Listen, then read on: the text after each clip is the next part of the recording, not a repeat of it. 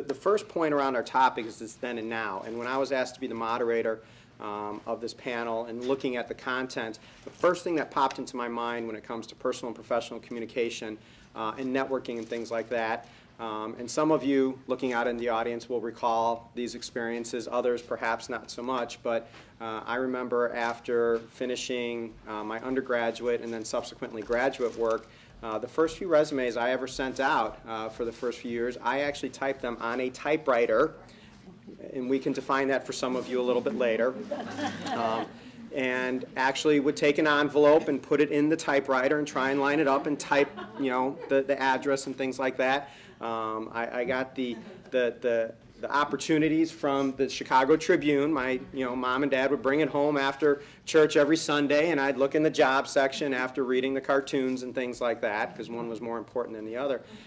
Now if you want to apply for a job, it's point, click, and ship. So things have changed. When it comes to the evolution of the role of communication in both personal and professional networking, what have your experiences been in terms of how communication has evolved from a personal and professional networking perspective? With the use of technology, we can have much more opportunity to reach out ourselves and be very proactive about our careers and the networking that we want to do. So if we have a question, gosh, I need a coach in this area, this is something I really need to know. Matt here talked about it at the panel. Maybe I can send him a note and see if he has a little time where we could talk about it. I mean, it's just that casual of a thing now. It doesn't have to be formal programs anymore. So I think that evolution is wonderful. But you still have to be careful. Here's my careful speech, because it's not all transparent. It's not, there is no privacy out there. So if you think that there is a safety net in some of the electronics that gives us that level of privacy, it's not there. When it comes to communication, especially from a networking perspective, what worked in the past, okay, that simply does not work today, okay, and then what are some of the tools and things like that that you think have, if you will, stood the test of time? Some of those things like the 100 resumes and the fax in the morning when you'd walk in, that did not stand the test of time, thank God. Yeah, because that was your first 2 hours of the day. But you know, there was ways of you know, presenting yourself that were putting yourself in a large bundle of people, like you know, sending your resume in, that way communicating through you know, large group settings. There's been some new, pretty interesting ways of communicating. Now, when I have a particular opening, I can go into a group online, or, you know, let's just say I'm looking for a direct marketing person in Arlington, Texas.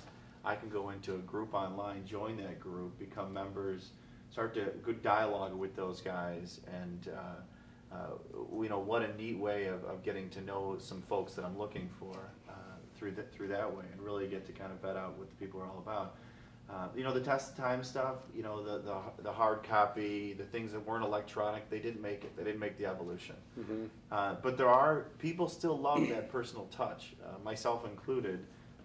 You know, I was telling someone the other day, one of my best hires a couple years back was someone who I met through LinkedIn.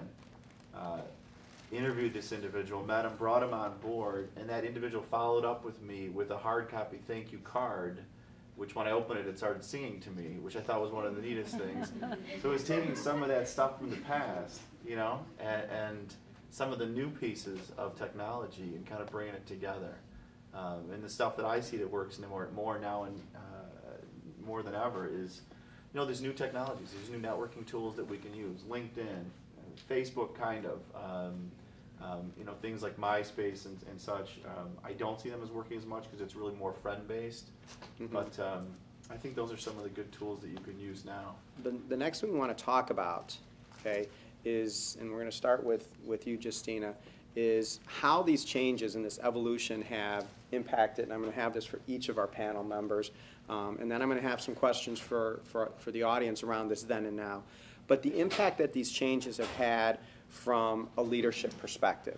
And so, Justina, we'll start with you. How have you adopted your leadership style to accommodate the evolution of personal and professional communication styles and networking? So how have you found yourself adapting to the changes that have occurred over time from a communication perspective, and how has it affected your leadership style? Well, I feel like the virtual world and digital world is always changing, so I feel like I need to keep up on that as part of my job now. So I try to, like for instance, we have like an internal Twitter at my company, and so it was learning how to use that and signing on and creating,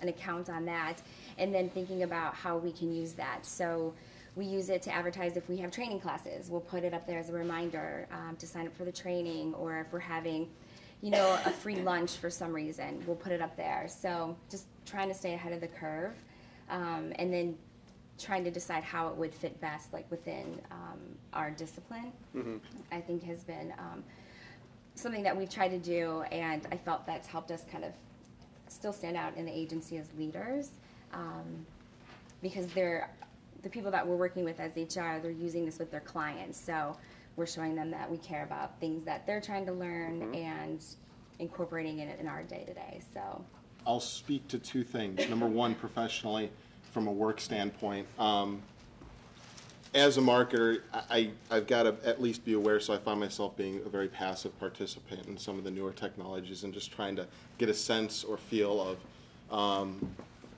why people might be saying the things that they are, or why their fans are connected to, things like that. And this might sound even a little antiquated these days, but with email communication, this is something that's actually impacted me a lot.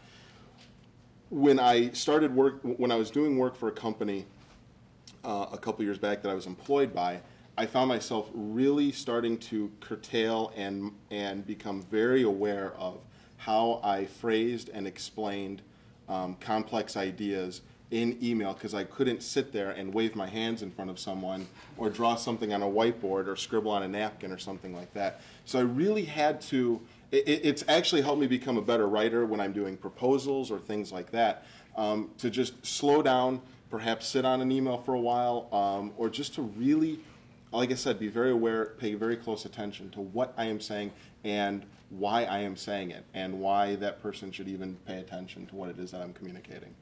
I don't sit there and ask myself those questions. It's just it's become more of an intuitive thing. But at one point, I actually did, which, for myself doing it was like, wow, why am I doing this? But there's a reason. With respect to the networking organization that I'm involved with, I think this is kind of important. We're trying to, I'm going to give you a specific example of something that we're trying to do today, and that is, we've been doing networking events, and one of the things I've discovered is talking to our members, and myself included in this. We're all in a room together, and everyone's talking to each other, and many of the people in that room are not necessarily listening to what the other person is saying. They're thinking, how do I get out of this conversation and be polite about it? So what we're trying to do is develop, through some online interaction, our profiles of our members. So next time we do have a networking event, we go, okay, Brett, here are 3 people in a related industry to what you're working on. These are people that you will probably want to talk to. And just focus on them. Don't try to make it around and small talk with everybody, because I don't know how you guys feel, but small talk exhausts me. And by the time I'm done with one of those events, I'm like, I'm done. And so if I can have a better dialogue and have a much more comfortable, candid conversation with somebody that I'm actually interested in that person or what it is they're doing or what they're trying to achieve, and maybe I can help or maybe they can help me, I get more satisfaction out of that. So again, technology, we're trying to build profiles of people so we can better connect within the group.